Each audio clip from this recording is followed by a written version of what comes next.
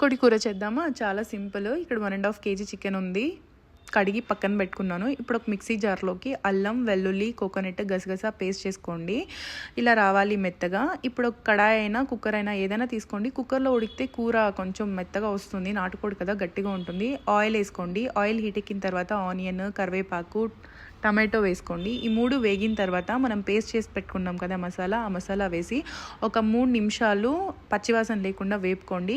ఈ కడిగి పెట్టుకున్న చికెన్ కుక్కర్లోకి యాడ్ చేసుకొని అందులోకి ఉప్పు, పసుపు వేయండి. ఉప్పు, పసుపు వేసుకున్నాక కిందున్న ఈ మసాలా, టమాటో, ఆనియన్ పైకి తేలేలాగా మంచిగా అంతా కూడా మిక్స్ చేసుకోండి. ఇప్పుడు మనకి టేస్ట్కి తగినట్టు ధనియా పౌడర్, కారం పౌడర్ వేసుకొని ఒక 3 విజిల్స్ వచ్చేదాకా వాటర్ వేసుకొని కుక్ చేసుకోండి. ఇప్పుడు నేను ఇక్కడ కొబ్బరి చిప్ప పెడుతున్నాను.